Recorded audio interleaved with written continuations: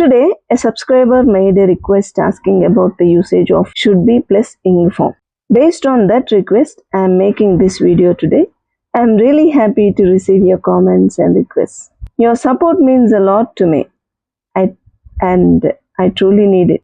I hope you will continue to watch and support me like this. Hi, welcome to Sujata Diaries. This is Sujata Yalla. Let's roll the ball.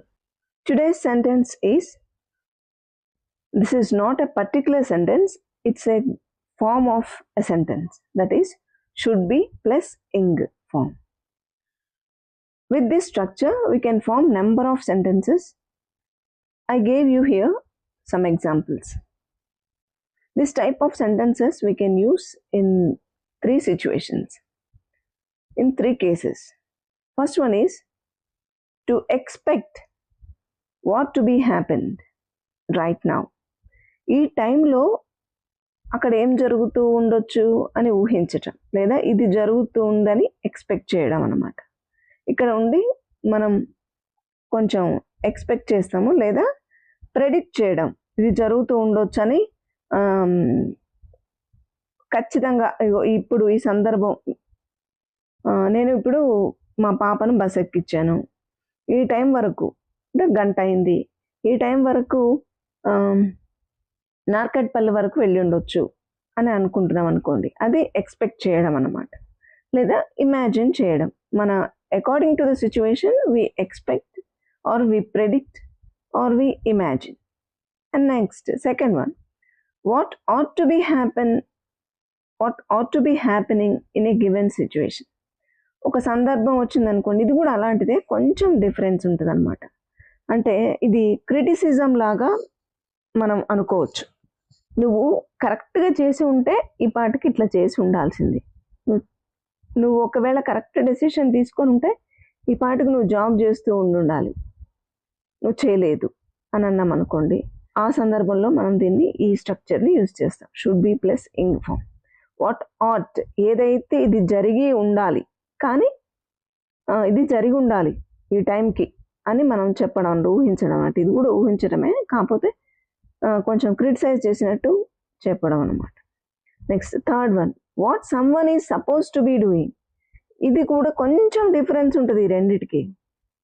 ఇదేమో present టెన్స్లో చెప్తాం అన్నమాట. ఎట్లాగంటే మనకి examples వచ్చినప్పుడే అర్థమవుతుంది దీనికి difference ఏంటని. What someone is suppose to be doing, ఎవరో ఒకరు ఈ టైంకి ఈ పని చేస్తూ ఉండాలి, కానీ అది చేయట్లేదు, వాళ్ళు ఇంకేదో చేస్తున్నారు. అట్లాంటప్పుడు నువ్వు ఈ టైంకి ఇక్కడ ఉన్నావేంటి, నువ్వు స్కూల్లో ఉండాలి కదా అన్నాం అనుకోండి మనం. ఓకే, నువ్వు ఇక్కడ ఆట ఆడుతున్నావేంటి, ఇది స్కూల్ టైం కదా, you should be sitting in the class room. Okay, అలాగా చెప్పాలన్నమాట. ఇక్కడ నువ్వు క్లాస్ రూమ్లో ఉండాలి, ఈ టైంలో ఇక్కడ బయట ఏం చేస్తున్నావు. అది కూడా కంటిన్యూస్ టెన్స్కి మాత్రమే. ఇంగ్ ఫామ్ అని అంటే ఇది చేస్తూ ఉండాలి, నువ్వు జరుగుతూ ఉండాలి, కానీ నువ్వు ఇక్కడ ఉన్నావు అని చెప్పడం అనమాట. Let us see some examples. The structure is should subject plus should be plus ing, verb ing form. Ing ఎప్పుడు కూడా వెర్బ్తోనే కదా వస్తుంది. Eating, sleeping, doing, dancing, playing, ఇవన్నీ verb plus ing forms. Next examples చూద్దాం. First one, you should be studying right now, not watching TV. ఇప్పుడు ఇది మీకు లాస్ట్ వన్ అనమాట. ఇప్పుడు నేను చెప్పింది, ఈ టైంకి someone is suppose to be doing, ఈ పని చేస్తూ ఉండాలి, ఇంటికి వచ్చేసరికి వాడు ఆ పని చేస్తూ ఉండాలి నిజానికి, కానీ వాళ్ళు ఇంకేదో చేస్తున్నారు. చూడండి ఇక్కడ, you should be studying right now, ఈ టైంకి నువ్వేం చేస్తూ ఉండాలి నిజానికి. కామన్గా అయితే, జనరల్గా అయితే, యూజువల్గా నువ్వు ఈ పని చేస్తుండాలి. You should be studying right now, not watching TV కాదు నువ్వు చూడాల్సినది, నువ్వు ఈ టైంకి చదువుతూ ఉండాలి. Okay, next second one, she should be working on her project today. ఈరోజు ఆమెకి ఇచ్చిన ప్రాజెక్ట్ మీద పని చేస్తూ ఉండాలి, కానీ అమ్మ ఈ ప్రాజెక్ట్ మీద పని చేయకుండా లీవ్ పెట్టింది, లేదా ఇంకెక్కడికో పిక్నిక్ వెళ్ళింది. అట్లాంటప్పుడు ఇది మాట్లాడవచ్చు. Next, they should be arriving at the airport any minute now. ఇది కూడా చెప్పొచ్చు. ఇక్కడ ఎనీ మినిట్ నవ్ అని అనకపోయినా పర్వాలేదు. By this time, now, airport now అన్నా కూడా అనొచ్చు. They should be arriving at the airport now or by this time. Next అంటే మనం ఊహించినమాట, వాళ్ళు ఎక్కిన ఫ్లైట్ టైంని బట్టి ఇంత టైం అయింది కనుక ఈ టైంకి వచ్చేసి ఉండాలి అని మనం ఎక్స్పెక్ట్ చేస్తాం. 4th one, we should be attending the meeting by now. మనం ఈ పార్టీకి అటెండ్ అవుతూ ఉండాలి, మీటింగ్లో పాల్గొంటూ ఉండాలి. ఓకేనా? ఈ టైంకి మనం అక్కడ ఉండాలి, మనం పార్టిసిపేట్ అవుతూ ఉండాలి, కానీ అక్కడ లేము. Next, we should be getting ready for the exam. మనం ఈ టైంకి ఎగ్జామ్కి రెడీ అవుతూ ఉండాలి. మన ఈ ఇయర్ ఒకవేళ ఈ ఇయర్ ఎగ్జామ్స్ లేట్ అయినాయి అనుకోండి, లాస్ట్ ఇయర్ బై జూన్ కల్లా అయిపోయి ఉండాలి. మన ఆగస్ట్ కల్లా ఎగ్జామ్స్ అయిపోయి ఉండాలి, ఈ టైంకి ప్రిపేర్ అవుతూ ఉండాలి, కానీ ఈసారి లేట్ అవుతుంది అని అన్నాం అనుకోండి. ఈసారి ఎగ్జామ్స్ సెప్టెంబర్కో అక్టోబర్కో పోస్ట్ పోన్ అయినాయి అనుకోండి, ఆ సందర్భంలో ఈ మాటను మనం వాడవచ్చు. We should be getting ready for the exam. ఓకేనా?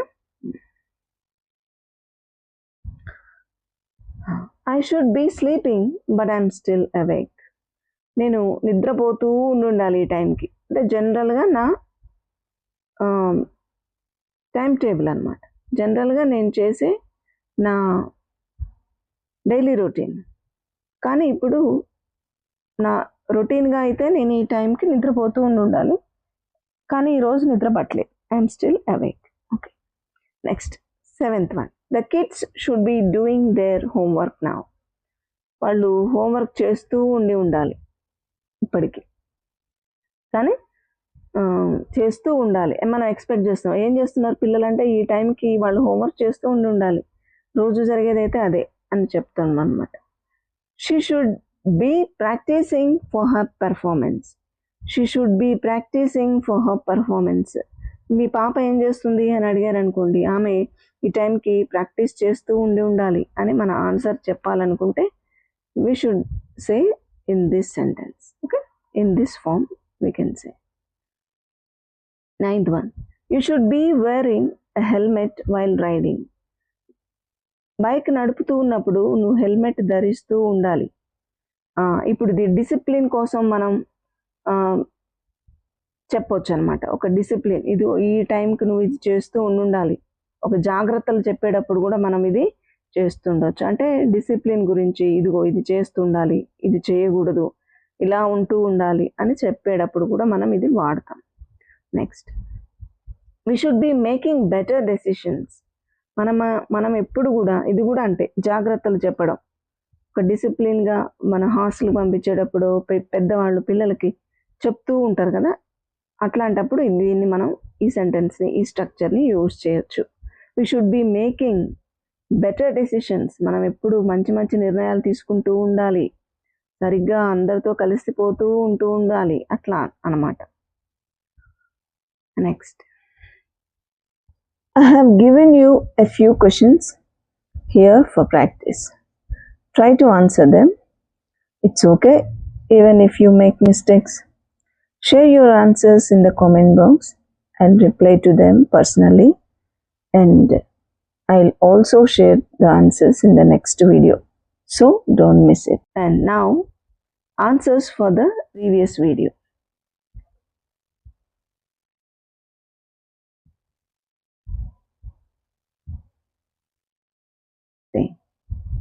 I gave you these questions yesterday. నువ్వు ముందు నుంచే ప్రిపేర్ అయితే నీవు కోరుకున్న రిజల్ట్ వచ్చేది. దీనికి ఆన్సర్ చూడండి. If you had prepared from the beginning, beginning అని అనాలి, స్టార్టింగ్ కాదు, బిగినింగ్. ఇది స్టార్టింగ్ కాదు, స్టార్టింగ్ అని రాస్తే తప్పు అవుతుంది, కానీ స్టార్ట్ అని రాస్తే కరెక్ట్ అవుతుంది. If you had prepared from the start you would have gotten your desired result. ఇది కరెక్టే. లేదా కానీ స్టార్టింగ్ అని రాస్తే మాత్రం అది తప్పు అవుతుంది, స్టార్ట్ అని రాస్తే కరెక్ట్ అవుతుంది. చూడండి, బిగినింగ్ అనే దానికి ఇంగ్ రాయాలి, కానీ ఫ్రమ్ ద స్టార్టింగ్ అనేది ఉండదు. If you had prepared from the beginning, you would have gotten your desired result. నువ్వు కోరుకున్న రిజల్ట్ వచ్చేది. You would have gotten, you gotten. ఓకేనా? V3. నెక్స్ట్ సెకండ్ వన్, మనం అప్పుడే స్టార్ట్ అయి ఉంటే ట్రాఫిక్లో చిక్కు పడకపోయే వాళ్ళం. దీనికి ఆన్సర్ చూడండి. Answer for that sentence. If we had started earlier, had plus started. Okay. If we had started earlier, we wouldn't have been in the traffic. We wouldn't have been traffic. Otherwise, we would not have gotten stuck in the traffic. మనం ట్రాఫిక్లో ఉండేవాళ్ళం కాదు అని ఇక్కడ meaning. We wouldn't have been అంటే ట్రాఫిక్లో ఉండేవాళ్ళం కాదు. ఇక్కడ ట్రాఫిక్లో చిక్కుకొని ఉండేవాళ్ళం కాదు. We wouldn't have gotten stuck in the traffic. Okay.